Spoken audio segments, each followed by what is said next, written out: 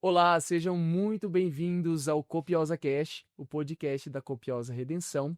E hoje nós teremos a presença ilustre da Madre Tânia, que é a superiora geral das Irmãs da Copiosa Redenção, que vai contar um pouco para nós sobre a sua história de vida, a sua trajetória vocacional, sobre o caminho que hoje ela vive de ser Madre Superiora Geral, essa missão grande que Deus confiou à senhora, né, Madre Tânia? E hoje nós queremos ouvir um pouco da sua história, da sua vida, então seja muito bem-vinda ao podcast da Copiosa Redenção, que com certeza é o podcast também da Madre Tânia, né? E que hoje, com muita alegria, tenho a oportunidade aqui de conversar com a senhora um pouco sobre tantos temas fortes e interessantes. Bem-vinda, Madre Tânia. Gostaria que a senhora se apresentasse, né, para as pessoas que estão acompanhando esse podcast e que desse início, né, a esse podcast contando um pouquinho de quem é a senhora. Olá, Diácono Vinícius, muito obrigada pela acolhida. Uma grande alegria poder hoje, então, estar participando desse podcast. Como o senhor disse, eu sou a Madre Tânia, da Copiosa Redenção. Estou na Copiosa Redenção há 19 anos, indo para 20, graças a Deus. 2 décadas já, né, Madre? Entrei com 21, então ainda tem mais um para ser metade da vida. Agora vocês já descobriram a idade da Madre Tânia. Só fazer as contas. Não precisa falar, Madre. Não precisa. E é uma grande alegria, né, poder viver também essa vocação da vida consagrada, e que a gente vai contar um pouquinho, né, ao longo desse podcast.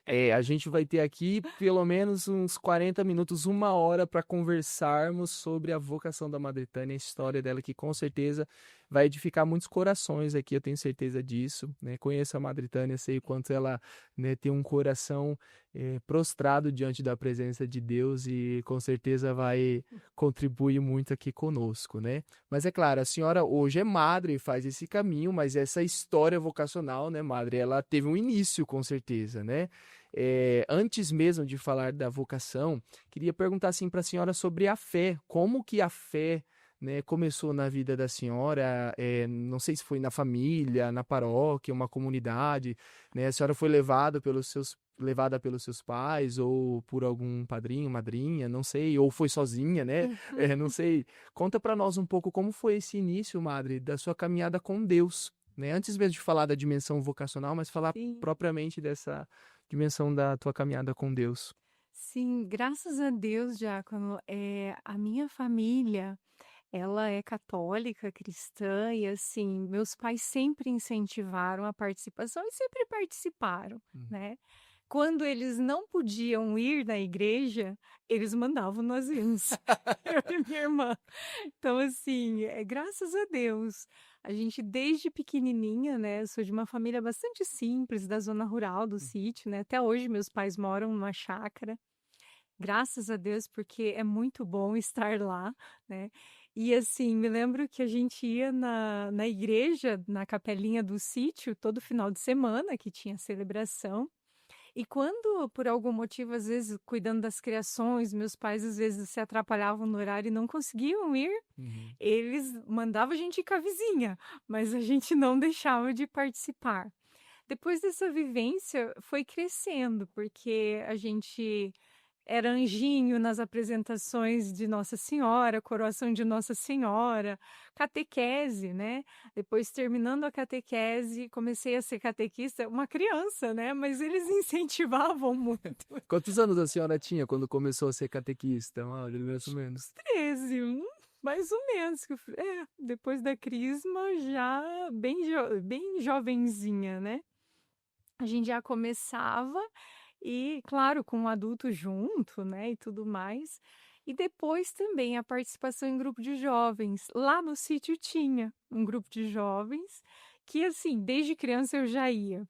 Porque minha irmã é 3 anos mais velha E meu pai só deixava ela ir, que ela era também criança, se fôssemos juntas. Então eu comecei a ir já. Ela ia com 10 e eu ia com 7. Mas era muito saudável, muito gostoso, assim, né? E eu digo que Deus, ele já impulsionava, já chamava. Não a vocação, não tinha nenhuma clareza de vocação, nenhum discernimento, mas eu queria estar na igreja. Desde pequena ia limpar a igreja, se tivesse que pintar, a gente ia pintar.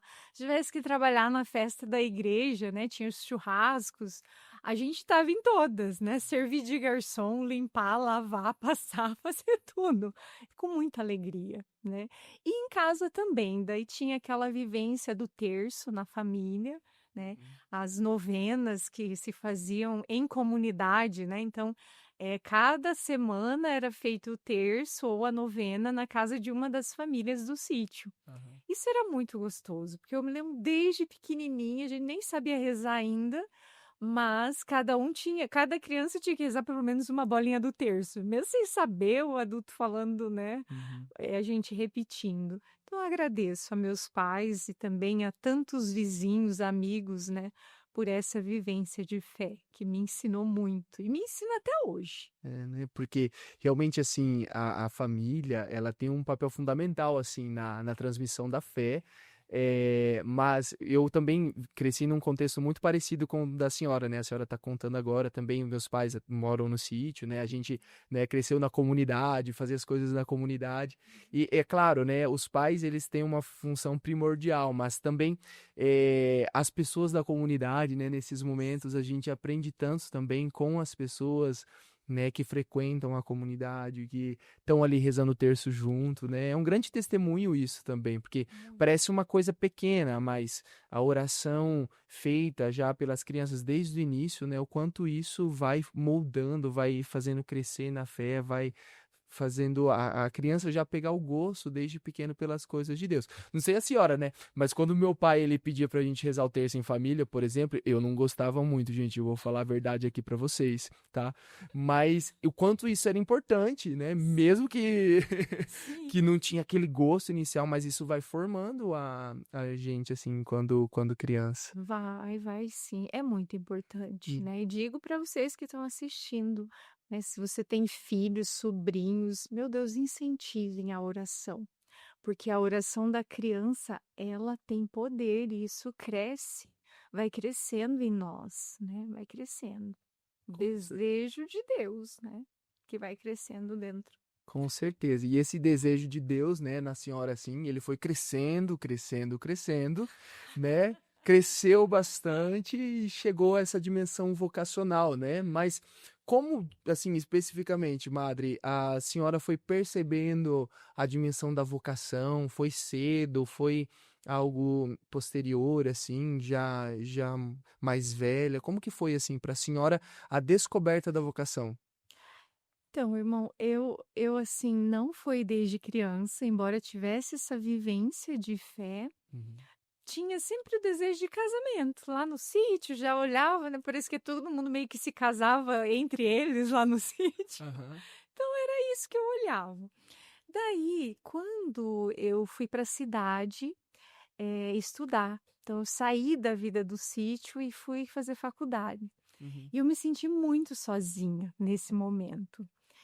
E neste tempo, eu comecei a frequentar um grupo de oração da Renovação Carismática, porque até então, eu tinha 17 anos quando fui para a cidade, até então eu não conhecia a Renovação Carismática. E ali Deus começou a me tocar muito através da adoração, Uhum. porque era um grupo muito fervoroso, assim, a gente fazia muita adoração ao Santíssimo, né?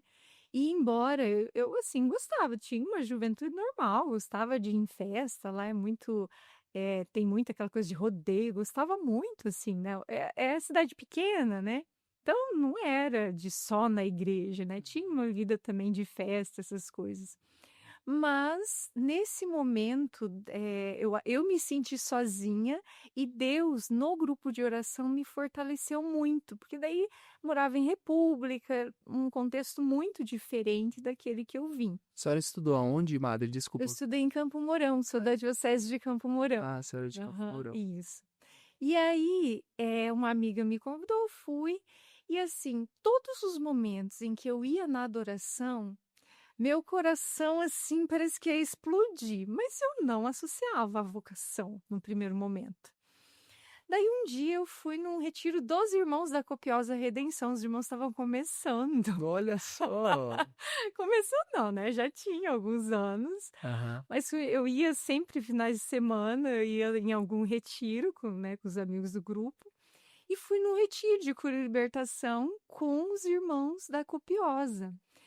Daí naquele retiro, um seminarista, ele faleceu já hoje, era o sobrinho da irmã Denise. Ah, sim.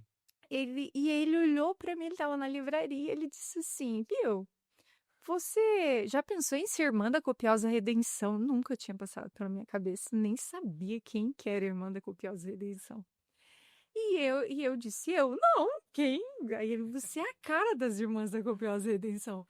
Eu falei: "Irmã não tem cara, e se tem não é a Falou isso mesmo? minha." Gente do céu, olha o Adri.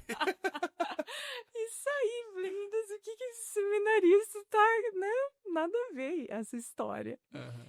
Mas aquela pergunta dele tocou, mas eu não admiti de jeito nenhum, passou bastante tempo. Daí uma das irmãs foi pregar um retiro na minha cidade, e a irmã Inês, né. Aham. E aí nesse retiro, assim, no momento da adoração, Deus me tocou muito nessa dimensão da vocação. Mas eu tinha uma certeza muito grande que eu queria me casar, que era o matrimônio, minha vocação.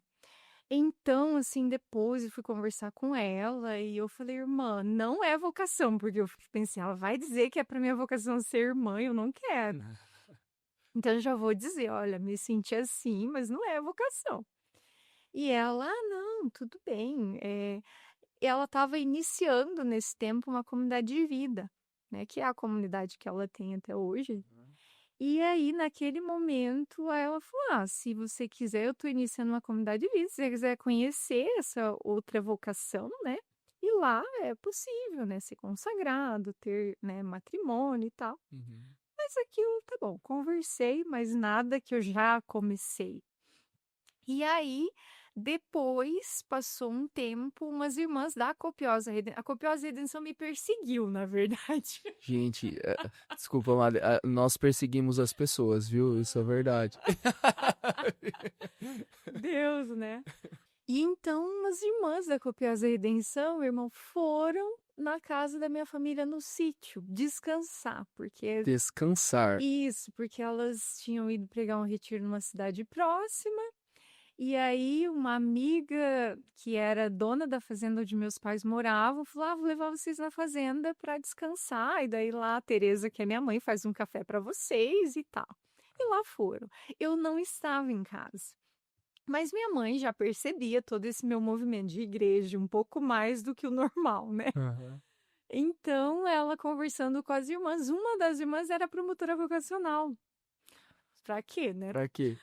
Aí minha mãe: "Ai", daí elas olharam as fotos, né, lá onde fica no rackzinho, viram: "Ah, a senhora tem 2 filhas?" "Tem." Aí minha mãe: "Uma é quase irmã, de tanto que vive na igreja." Olha, a irmã da senhora, a mãe da senhora já estava entregando a senhora, então. Né, mas eu não estava em casa. E daí, claro, a irmã deixou o telefone, né, falou assim: "Ah, se ela quiser, né, fale para ela entrar em contato com a gente, né, somos irmãs da Copiosa Redenção e tudo mais." Quando eu cheguei em casa que minha mãe me contou isso, eu falei: "Mas a senhora tá louca? Eu não quero ser irmã. Como que diz isso para as irmãs? Meu Deus, fica mentindo, né." Uhum. Daí ela: "Não, eu não falei, eu estava, né, falei brincando, comentei que você ia bastante na igreja e tal." E aí ela: "Mas toque o telefone, né, elas deixaram para você, se um dia você quiser ligar, você que ligue." Eu falei: "Eu, hein?" Mas eu guardei, né, guardei o papelzinho com o telefone, mas não liguei. E eu também não tinha noção que elas eram as mesmas que o irmão tinha me dito e que era da mesma congregação da irmã Inês. Ah, a senhora não Eu não sabia. sabia, não, porque assim, a irmã Inês não divulgou a questão da copiosa redenção. Naquele momento ela estava divulgando mais o milagre eucarístico e tudo Aham. mais, embora ela fosse ainda irmã, né, da copiosa. Mas, enfim, passou-se tempo e a inquietação continuou, sobretudo diante da adoração ao Santíssimo. Então, eu tive a oportunidade de fazer uma experiência anos depois na comunidade Vida, porque daí o chamado se intensificou e eu pensei, meu Deus, eu preciso ver o que que é isso. Então, eu fui até a comunidade Vida, fiz experiência vocacional, tudo. Voltei, até um tempo pensei que poderia ser, mas aquilo depois diminuiu dentro de mim. Aham. Então, eu entendi que não era. E até que chegou um momento que também na adoração, Jesus me, assim, não tinha mais para onde correr, sabe? Quando parece aquela fala da Bíblia, o caçador atrás da caça. Nossa, mano. E aí eu liguei, né? Eu lembrei daquele telefone, fui procurar onde estava guardado e falei, vou ligar para aquelas irmãs só para mim tirar a dúvida. Não é que eu quero, mas eu preciso saber, eu preciso discernir. E aí eu liguei em Curitiba na casa de oração, daí me passaram para a promotora vocacional e ela disse: "Ah, então, tô indo semana que vem aí visitar uma outra vocacionada aí perto, eu já vou na tua casa". Eu falei: "Não, irmã, eu não quero ser irmã, eu só quero Não não, venha! não venha, como que eu vou justificar isso, né, para as pessoas, vão dizer: que essa irmã tá chegando aqui?", porque lá não é normal você Sim, ver irmã, muito difícil. difícil. E então foi o momento que daí a irmã foi me visitar, esclarecer as dúvidas, tudo, mas ainda dizendo: "Irmã, mas sem compromisso, não gaste teu tempo comigo, né, porque eu não sei o que que eu quero e Sei o que que tal". vai virar isso daqui. Isso. E aí veio a irmã e fiz algumas perguntas, a gente conversou mas assim, aquilo cresceu dentro de mim. Então, depois, eu ainda precisava de uma confirmação. Assim, tudo era porque eu precisava de uma clareza maior. Aquela coisa, não, senhora, me diga, né, do jeito que eu preciso saber. E aí eu tive um sonho com umas flores num jardim, e nesse sonho Deus falou para mim assim, né, as flores faziam assim e diziam: "Venha você ser mais uma flor no jardim da copiosa redenção". Me diz. E eu nunca tinha escutado aquela música Primeiras Flores. Não Nossa. sabia das primeiras flores, das cofundadoras, mas foi muito forte. E aí eu tive certeza, naquele dia, assim, depois quando as irmãs, né, tinham o CD, que eu escutei o CD, eu disse: "Meu Deus". Nossa. Então foi algo assim, uma resposta mesmo de Deus, diante também das minhas dúvidas, né, que eram muitas. Nossa. É, e assim depois comecei a me preparar para vir para o retiro vocacional e tudo mais. Nossa, é muito forte esse sonho, né? Quem leu o Carisma da Copiosa Redenção, tem uma parte que o Padre Wilton fala justamente isso. Ele fala que ele colhe, né, Sim. no jardim da Copiosa as três primeiras flores, né, Ruth, Maria e Ione, né, e apresenta-as, né, a Deus. Então, realmente é um sinal assim muito claro hoje, né? Claro, Hoje. tendo as informações que a gente tem sobre, né, o que o Padre Wilton falou, né, e quem foram as cofundadoras, faz muito sentido, realmente um grande sinal de Deus. E é bonito, né, Madre, quando a gente está nesse período de discernimento, de dúvida, de inquietação, Deus ele é tão misericordioso que ele vai manifestando os sinais, né, aqueles que a gente precisa, aqueles que às vezes a gente pede também.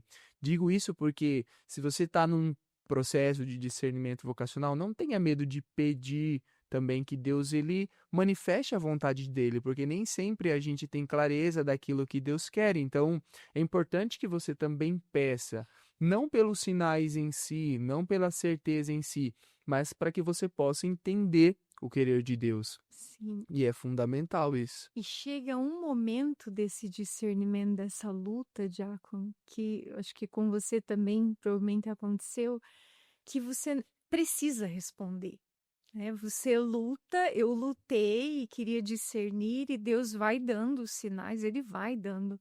Mas chega um momento que a gente precisa ter coragem. e responder e dizer: Senhor, eu vou lá. Exato.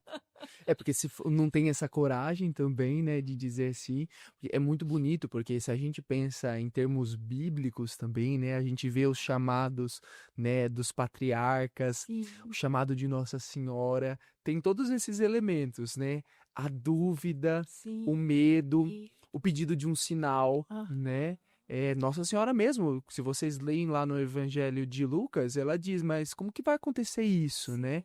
Aí o anjo diz, olha, sua prima Isabel, a sua parente, ela tá já há 6 meses grávida, ela que era considerada estéril, né? Então isso faz parte realmente da dinâmica do chamado. Quando Deus ele chama uma vocação, né? A gente vê essa resistência inicial, é normal que ela exista, é importante, é saudável, inclusive, Uhum. né? O desejo dos sinais e Deus ele vai manifestando e confirmando devagarzinho isso. E ele não desiste, porque esse processo que eu conto para vocês foi anos, né, que foi acontecendo essas coisas. Foi mais ou menos assim dos seus. Dos 18 aos 21, Foram, essa luta. nossa, foram 3 anos de caminho, então, tá vendo? Sim, sim.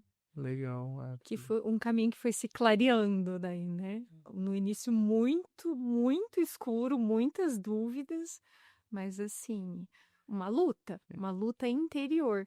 E que eu digo para você hoje que está em discernimento, peça ajuda, né? Para um diretor espiritual, para alguém mais velho que possa te ajudar, porque no princípio eu não tinha isso. Então é muito mais difícil quando você não tem alguém que tenha experiência que possa, opa, realmente, vamos olhar esses sinais. Com ajuda, facilita Com a ler os certeza. sinais de Deus. E a senhora imagina assim que foi atraída pela copiosa redenção por algo específico, né? Eu suponho já que eu sei a resposta, mas eu vou perguntar do mesmo jeito, madre, né? O que mais atraiu a senhora assim na copiosa redenção? Sem dúvida nenhuma, a adoração. Eu sabia que era essa a resposta.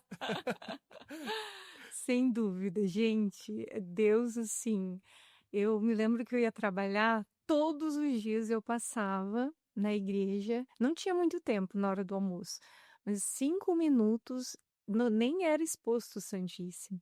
Mas assim, Deus me chamava para isso, para adoração, né?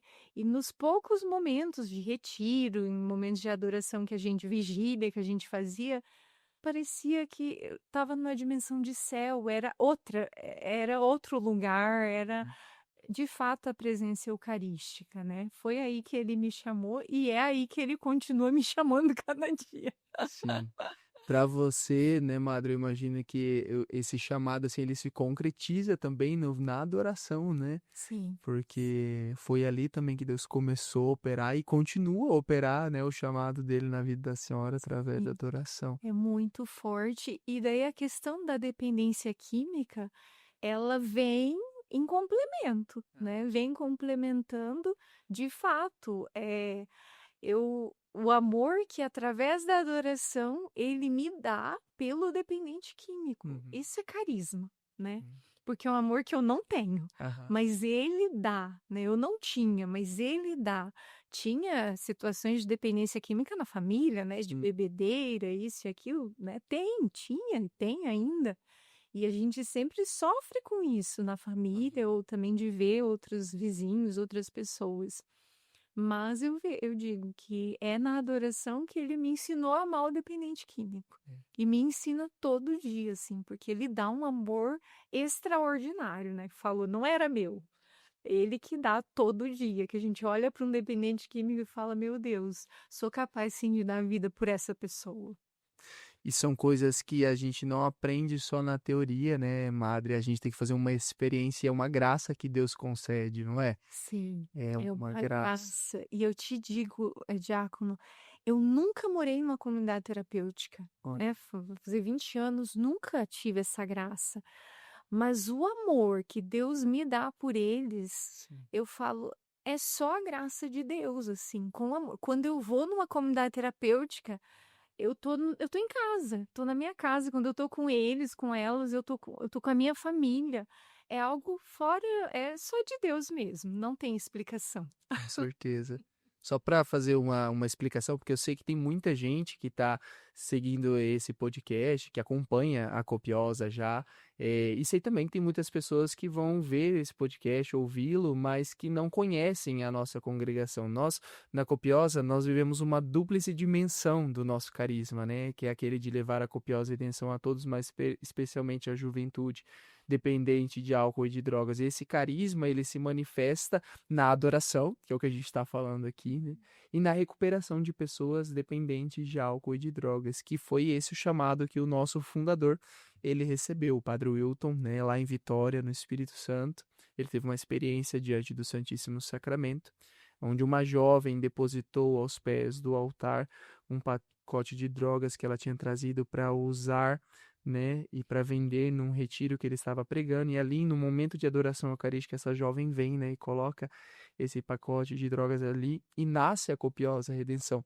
E nós atualmente vivemos essa dúplice dimensão, né, Madre, da adoração e da recuperação.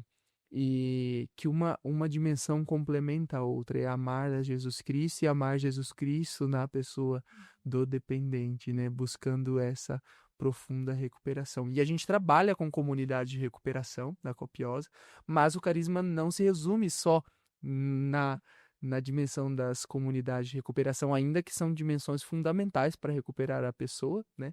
A gente sabe que o carisma ele atinge o dependente onde quer que nós estejamos, né? E como a senhora disse, é entregar a vida por eles, é o que a gente professa, inclusive, né? Tá escrito assim na nossa fórmula de profissão, né? Entregando a nossa vida em oração por eles. Essa dimensão de oferta de vida que a gente falava um pouquinho antes de começar esse podcast aqui. Ofertar a vida. E a senhora, né, chegou na Copiosa com 21 anos, né, a senhora disse. Como foi o processo, assim, de formação? A senhora conheceu o Padre Wilton, teve a oportunidade de conviver com ele, né? Como foi essa dimensão, assim, da formação e também do contato com o Padre Wilton? Quando eu cheguei no retiro vocacional, o Padre Hilton já estava, mas ele estava super bem ainda, né. Então, assim, a gente tinha um pouco de medo dele. Né, porque ele tinha o jeito dele todo particular, assim, Ele era sério, sério. bem sério. E aí a formação inicial foi em Botucatu, São Paulo, então a gente não tinha muito contato aqui em Ponta Grossa. Nossa, então a senhora se mudou de Isso. Campo Mourão, ali Já da já região, para... Isso, já para Botucatu. Daí a gente foi para próximo a São Paulo, fizemos a formação inicial lá do postulantado. Então eu tinha aquele desejo sempre de estar mais perto da sede, do fundador, das cofundadoras na época, né. No retiro vocacional, as cofundadoras pregavam, né, então, Nossa, gente, uma graça. que graça isso aí. Aham. E aí depois, no noviciado, já no Lar Adelaide, onde foi os meus 2 anos de noviciado, aí já estava um pouco mais próximo. Mas assim, estar mais perto do Padre Wilton quando eu vim para a formação, quando eu assumi como formadora, ele se fazia um pouco mais presente, porque às vezes ele ia lá em Pinhais dar formação para as meninas. Eu não tinha tanta intimidade nessa época com ele. Ele tinha um amor muito grande pelas formandas, então a gente, quando o fundador ia chegar em casa, era um dia de solenidade, assim, né. Se preparava tudo para ele, e ele era muito acolhedor com elas, mas eu ainda tinha, assim, um certo receio, não era muito próxima dele, né. Vim ser mais próxima um pouco, né, quando vim ser formadora das noviças, aqui em Ponta Grossa, porque ele amava as noviças, e aí toda semana ele ia no noviciado dar aula para elas, e daí ele começou a se aproximar, e eu também comecei a me aproximar um pouco mais dele, né. E assim, mas eu digo que a intimidade um pouquinho maior que eu tive com o Padre Wilton foi no tempo do maior calvário da vida dele, né, porque nos tempos que ele estava bem não era próximo, mas no calvário, quando eu assumi como madre, ele já estava mais debilitado e já estava morando aqui na casa geral. Então, foi o momento onde ele foi se fazendo aquele vovô tão afetuoso, né, se posso dizer assim, mas, e Deus me deu esta graça, assim, de experimentar de uma profunda espiritualidade do nosso fundador. né, em muitos momentos, o Padre Wilton é uma pessoa de profunda misericórdia, né, um homem das dores, um homem que capaz de olhar para as pessoas com o olhar de Deus, e Deus curar as pessoas através daquele olhar, né. Uhum. Algo muito profundo, assim, às vezes ele não me dizia nada. Quando eu ia para alguma missão muito difícil, eu ia lá, às vezes ele estava com dor, não estava bem. Uhum. Ele dizia: "Padre, tu me abençoa, que eu tô indo para tal lugar". E ele dizia assim: "Deus te abençoe, força e coragem, e se você precisar de mim, me chama, que eu vou estar lá com você". Então é muito forte, assim, a presença dele nas visitas, da intercessão mesmo dele. Mas um homem, assim, que viveu encarnado esse carisma da copiosa redenção. Na pandemia teve o maior trabalho com ele, porque Aham. ele queria atender as pessoas, ele queria sair, Nossa, ele queria e a gente meio que proibia, né, porque para cuidar dele, que tinha muitos problemas, de né, de saúde, né? saúde, e ele, assim, um coração, meu Deus, alargado. Ele: "Não, não tem problema se eu pegar o covid, não tô nem aí para isso". Ele queria salvar almas, né, ele queria ir ao encontro das pessoas.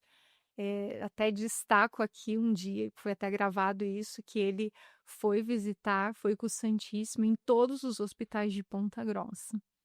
E aquela cena dele com o Santíssimo abençoando do lado de fora e as pessoas nas janelas chorando. Falei: "Meu Deus, que homem misericordioso é este, né, que não tá preocupado se vai pegar o covid ou não, Uhum. ele está preocupado com as almas que estão sofrendo, com as dores do outro, né". Homem, eu ouso dizer assim, homem das dores que, assim, se assumiu como o próprio Cristo, né, aquelas dores da humanidade naquele momento, né. E queria com muita misericórdia, né, De fato. assumiu.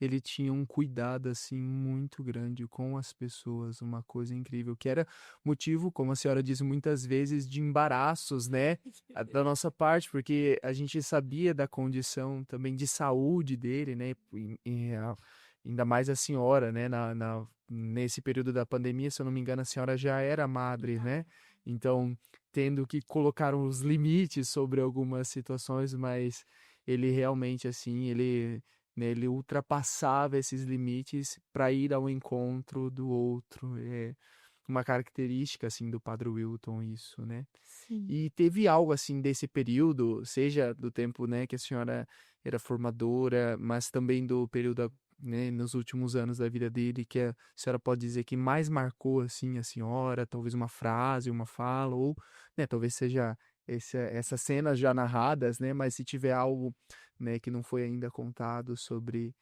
ele, assim, que pessoalmente tocou a senhora, madre. Irmão, quando eu fiz cirurgia, que eu estava doente, ele estava muito mal. Uhum. Naqueles dias ele também não estava bem. E eu me lembro que eu cheguei toda debilitada em casa, e meu quarto é perto do quarto onde era da casa dele. E ele veio com a cadeira de rodas ali, sozinho, se debatendo, sem ter força. E entrou, bateu no meu quarto, entrou e foi me ver. E eu falei: "Meu Deus, como assim? Uma pessoa que também não tá nem aguentando, né, não tem saúde física, não estava bem, tinha sido internado também, não estava em casa naqueles dias".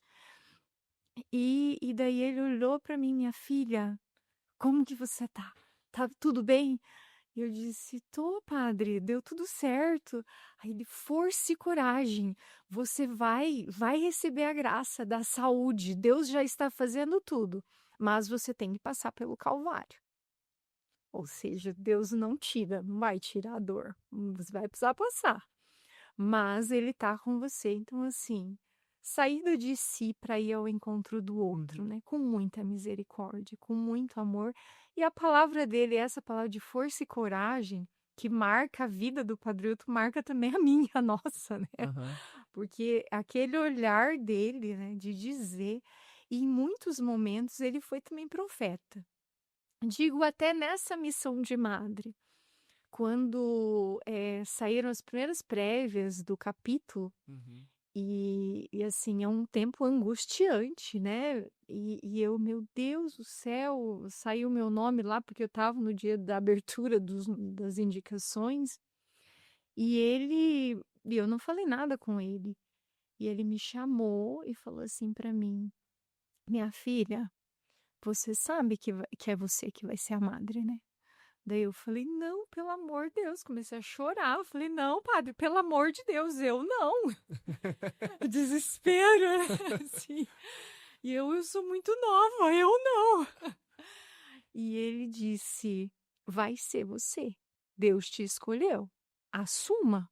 Ele vai te dar graça e ele quer que seja você nesse tempo. Uhum. Eu não contei aquilo pra ninguém nunca na vida, assim, hoje eu conto porque faz muito tempo. Mas assim, aquilo, uma profecia que me deixou muito mal, confesso, né? E eu rezei para que não fosse. Mas assim, um profeta, né? Muitas vezes profeta na vida da gente, mas trazendo assim, sempre impulsionando para Deus, Uhum. para o Espírito, né? De fato, assim, eu vou contar isso daqui, gente, mas porque, como a senhora falou, já faz bastante tempo, né? Mas quando foi o período do capítulo de vocês, foi em 2020, né? Quando a senhora foi eleita. Se eu não me engano, eu estava aqui em Ponta Grossa também. E seminarista é curioso, gente. Pensa num povo curioso. E nós, um dia, por curiosidade, né? Curiosidade besta de seminarista, né? Padre Wilton, quem que o senhor acha que vai ser a madre? Antes mesmo de saírem os nomes, ele já tinha dito, madre, ele falou, vai ser a Tânia, a madre, a irmã Tânia, falou assim. E, de fato, ele já tinha visto isso muito antes, né? Um profeta mesmo, né? Claro, eu acho que como fundador ele também tinha essa graça, né? Esse dom de poder sondar, entender a linguagem, né, própria do Espírito Santo que vai falando, né? E ele já tinha realmente dito isso, né? A senhora talvez não falou para ninguém, mas ele já falava para nós.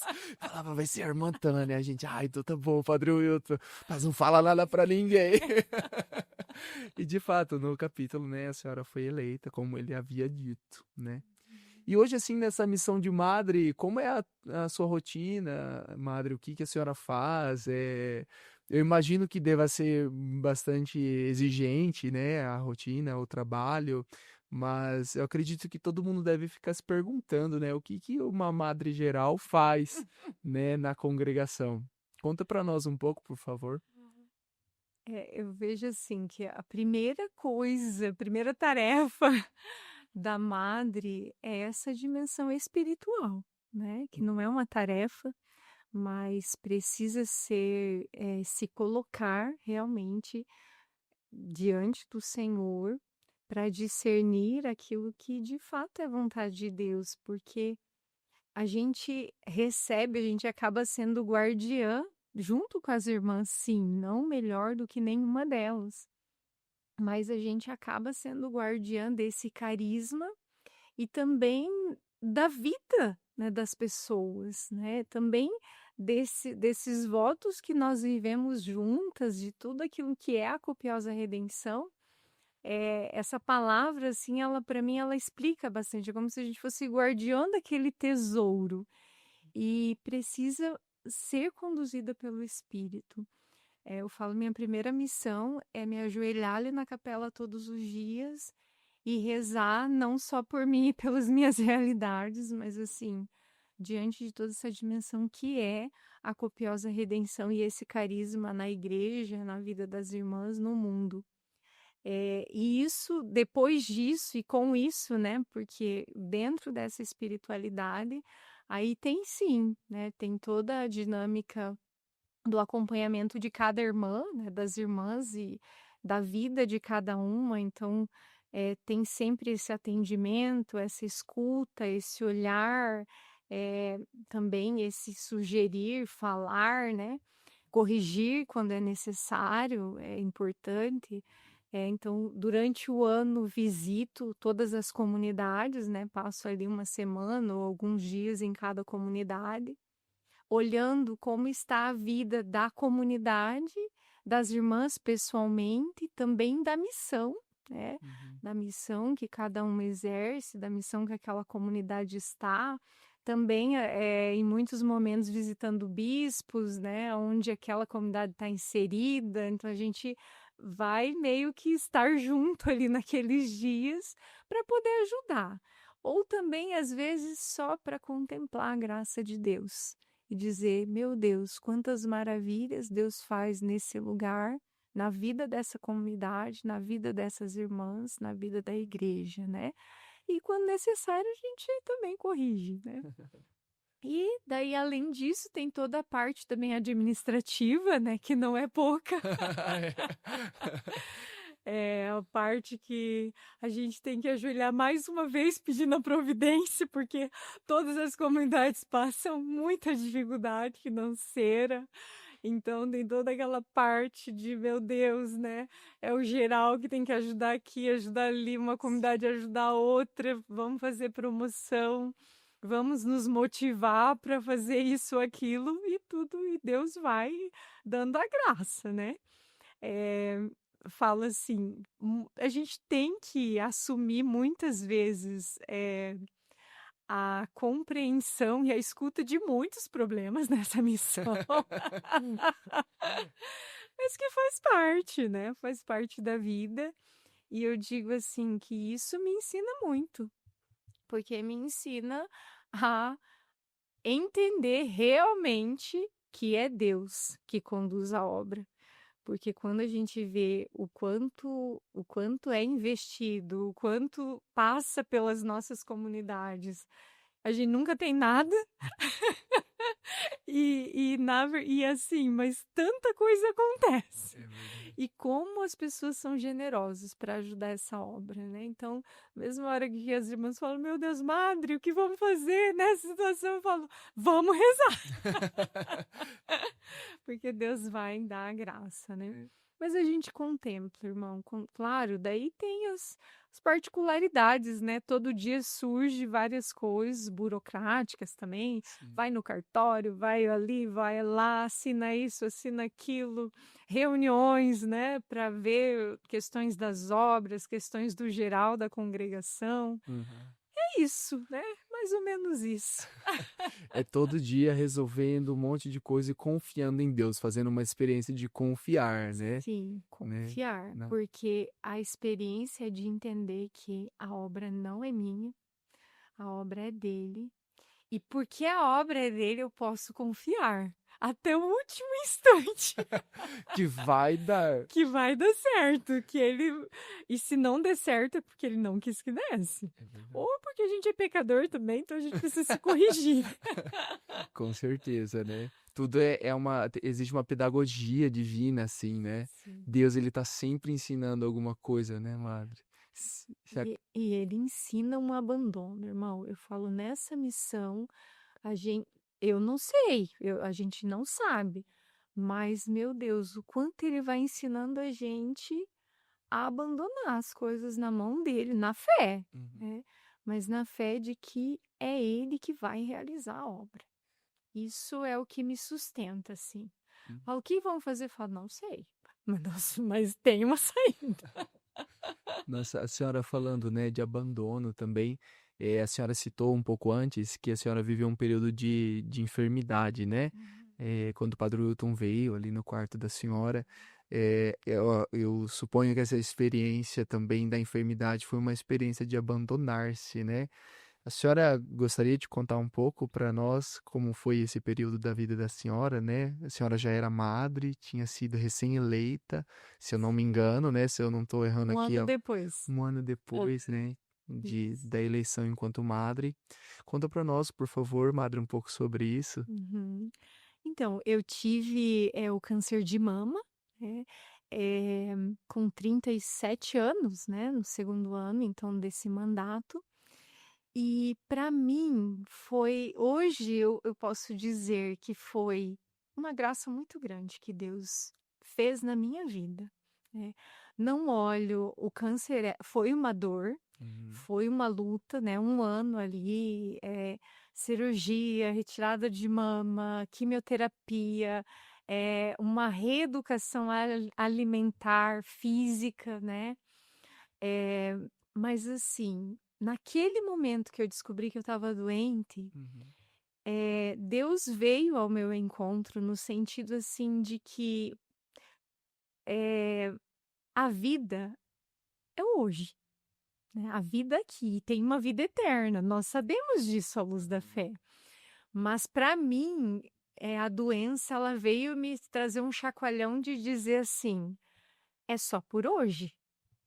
E eu me lembro que no dia que eu peguei o diagnóstico, que eu cheguei em casa, eu rezei e disse para o Senhor, chorando, porque dá o medo, né, diante daquilo que a gente escuta da médica, e a minha médica foi muito sincera de toda a gravidade.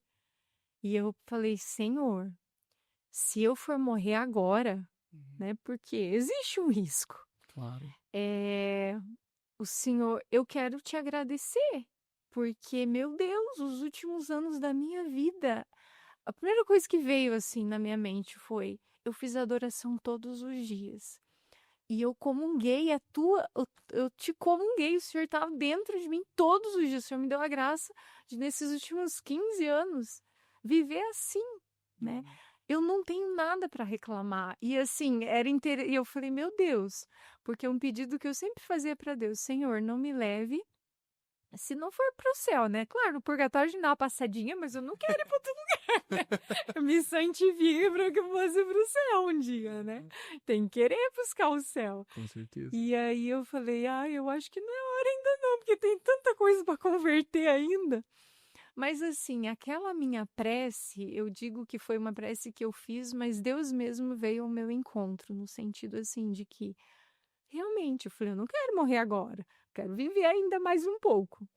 Mas se for, e daí parece que a vida, ela começa a ter um outro sentido. Para mim, sabe, irmão, começou a ter um outro significado. Uhum. As coisas, as pessoas, as realidades.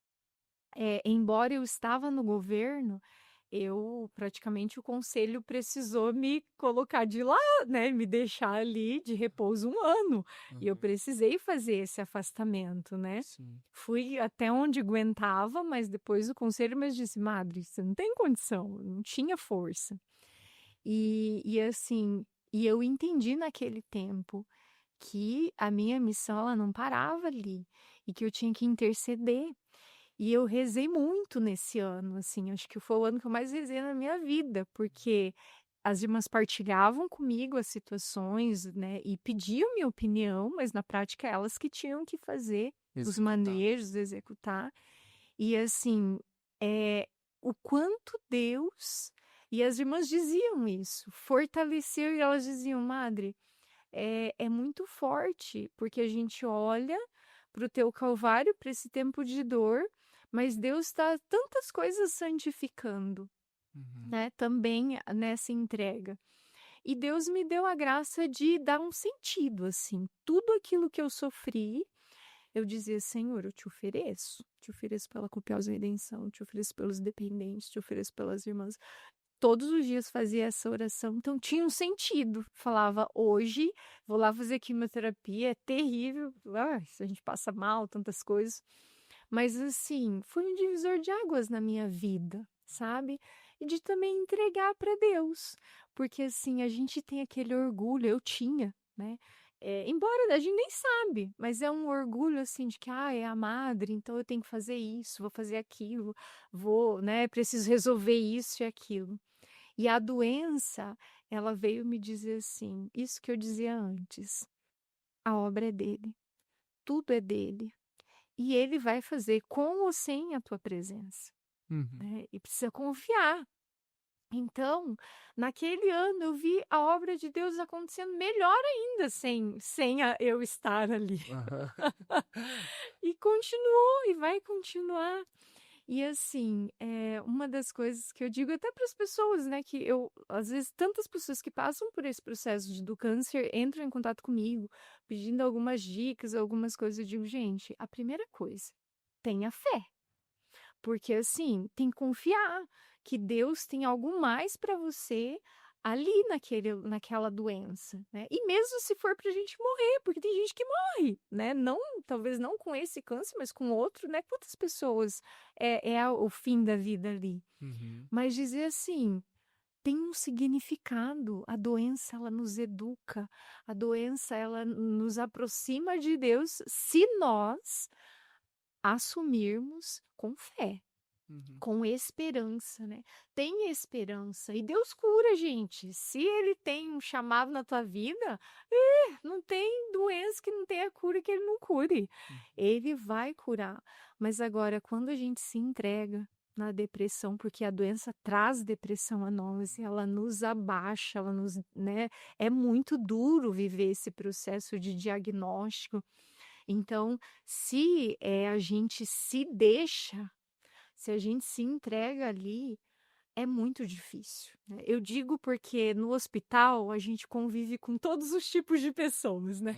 Eu falo, é interessante que o câncer junta todos os do câncer junto para fazer o tratamento. Então a gente vai olhando assim, a maioria extremamente otimistas, alegres, e isso me fortalecia muito. Quando eu chegava lá, às vezes estava cansada, não estava querendo tomar aquela medicação que eu sabia do que ia vir depois. Mas assim, de ver pessoas muito mais velhas do que eu, muito mais, meu Deus, com filhos, com isso, com aquilo, mas com esperança, né? Então eu digo, tenha esperança. Esta fase, ela tem sentido. Eu digo que na minha vida, hoje eu agradeço a Deus por ter vivido isto, né?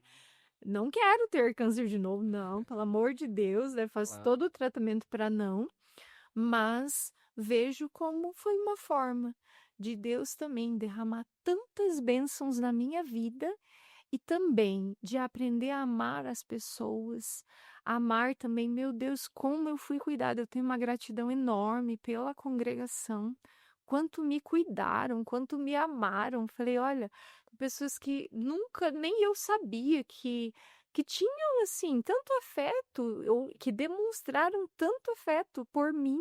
E eu falo, é por graça de Deus, né? Ali eu entendi, falei, meu Deus, do que eu vou reclamar? Eu tenho irmãos, irmãs que me amam de fato e que, por mais que a gente seja diferente, tenha nossas tretas, nossas dificuldades, mas assim, posso contar, né? Então Deus também me ensinou. Hoje eu faço todos os dias, uma parte das minhas orações é pelos doentes que sofrem com câncer, porque precisa de oração. Mas digo assim, a minha oração não é só pela cura, é para que tenham esperança, Uhum. para que confie que Deus vai ter algo muito melhor depois. Depois da tempestade vem a bonança, se diz.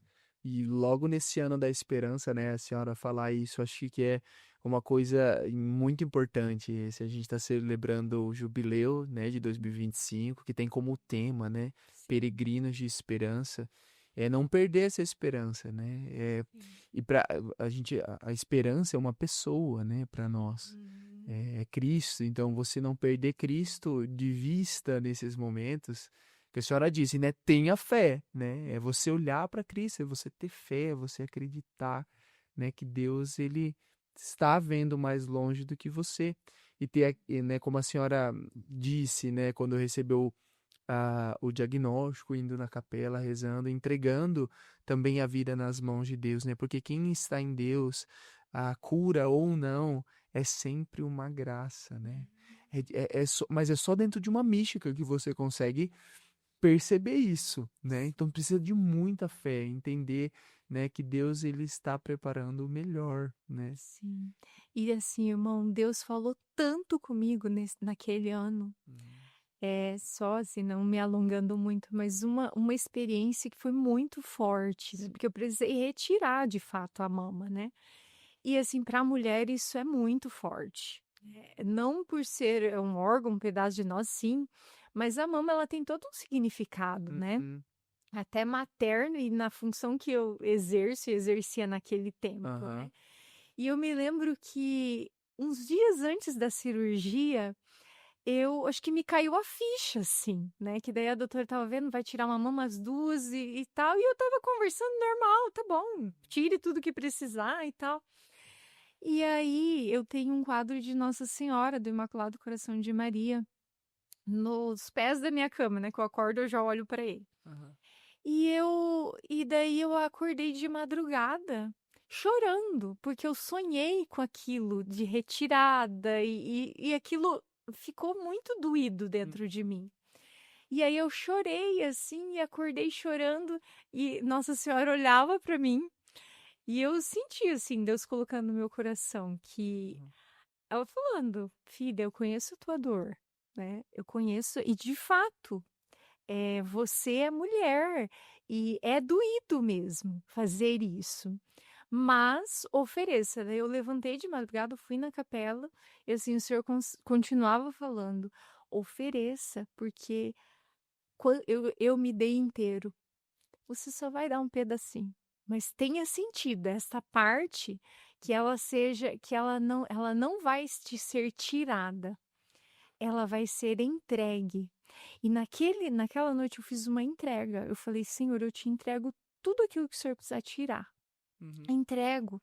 Porque daí, quando fui fazer a cirurgia, não me senti roubada, não me senti tirada, alguém estava tirando nada de mim.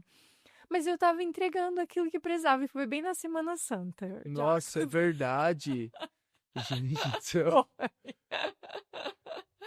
Foi na Semana estou Santa, impactado fiz aqui. na terça-feira santa, eu fiz a cirurgia.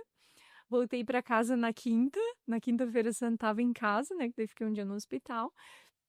E aí as irmãs disseram assim, a senhora não vai poder participar do tríduo pascal, porque Uhum. tava ali, né, toda debilitada com dreno para tudo, né, dos dois lados e tal.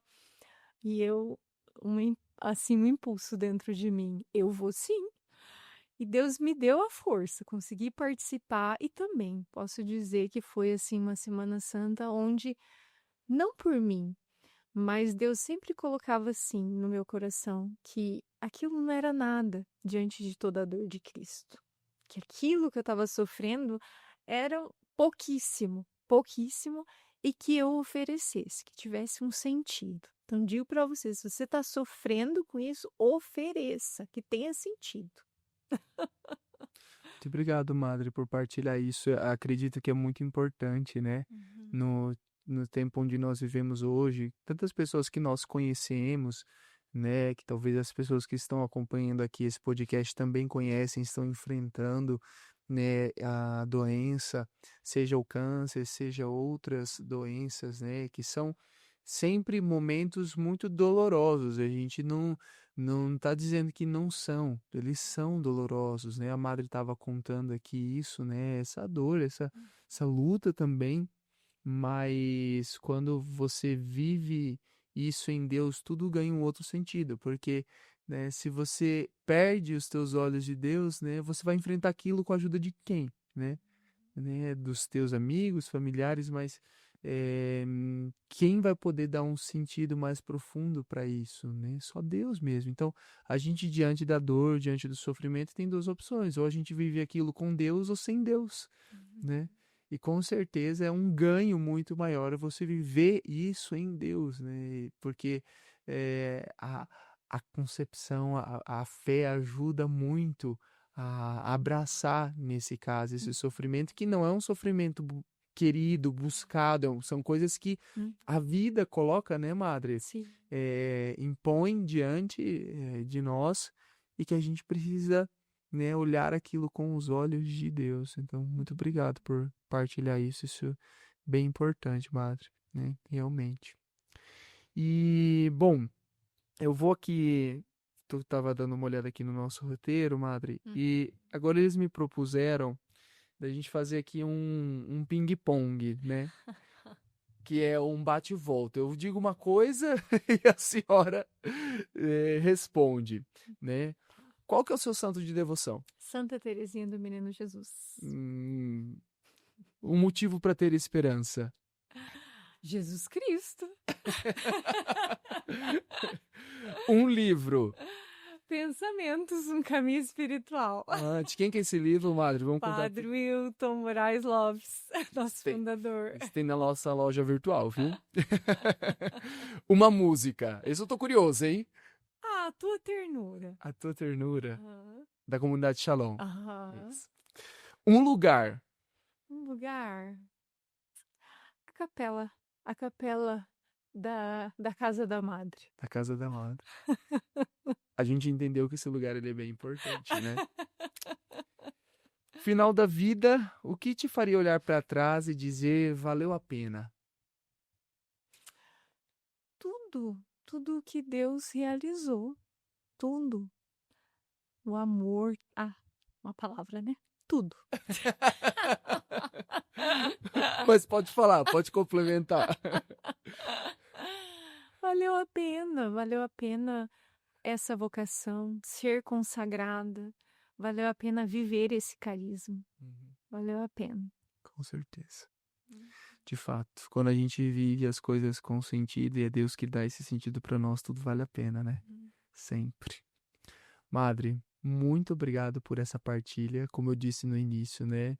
Vejo a senhora assim como uma mulher prostrada, com o coração prostrado diante de Deus, né? Seja por isso que a senhora partilhou e tantas outras coisas que a gente não consegue falar tudo numa hora de podcast, né? Mas com certeza Deus ele opera muito na vida da senhora, mas através da senhora nos ensinando e nos mostrando tantas coisas, né? Sobre a beleza de ter fé, de ter esperança, de seguir o caminho. Então, muito obrigado pelo seu tempo, pelo seu testemunho. Eu queria que a senhora desse, né, para o pessoal que está nos ouvindo uma mensagem final. O que a senhora sente no coração de deixar como uma mensagem no final desse podcast? Primeiro quero agradecer, Diácono, né? Uma alegria também poder partilhar a história, a vida. Isso também faz a gente se recordar de tantas coisas e é muito saudável, muito importante, né? Quero dizer assim que, como a gente falava de esperança nesse ano do Jubileu da Esperança, né? Tenham também esperança. Seja na tua vocação, na tua vida, Deus, ele tem algo para você, né? E eu vejo que todo esse caminho é um chamado à santidade, né? Deus nos chama a dar passos de santidade todos os dias da nossa vida. Tem uma frase que é da Bíblia, mas que também era do Padre Léo, né? Que diz: buscar as coisas do alto. Eu gosto muito. Então, eu digo para vocês que não fiquem muito parados nas coisas só daqui, mas deem sentido no que é daqui, buscando as coisas do alto, né? Vale a pena ser de Deus, vale a pena viver a misericórdia, vale a pena dar a vida, porque na verdade essa vida ele já nos deu, então a gente só está devolvendo, a gente só está entregando aquilo que já é dele, né?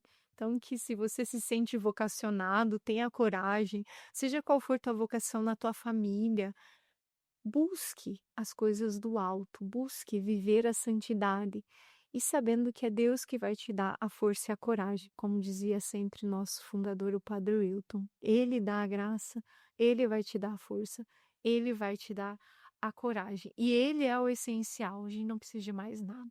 Amém? Amém.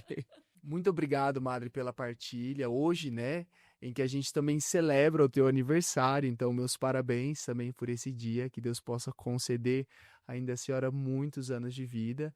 Obrigado por ter partilhado a tua vida conosco, né, justamente nesse dia em que nós deveríamos dar um presente, mas é a senhora que entrega para nós um presente, né, a tua história, a tua vida. Então, muito obrigado, Madre. Parabéns também por esse dia. Então é isso, pessoal. O Copiosa Cast, esse episódio do nosso podcast da Copiosa Redenção, chega ao final. Queremos agradecer você que nos acompanhou aqui. Queremos dizer, siga a gente nas nossas redes sociais, no Instagram, @Copiosa Redenção. Também no YouTube, Facebook, pesquise lá Copiosa Redenção, siga a gente. A gente está produzindo sempre materiais, podcasts como esse. Também tem o site da Copiosa Redenção. Lá no site, inclusive, vocês vão encontrar um blog vocacional com vários e-books gratuitos para você baixar, né? São materiais de muita qualidade que vale a pena você conferir, tá bom? Siga a gente. Obrigado por ter participado desse podcast conosco. Deus vos abençoe.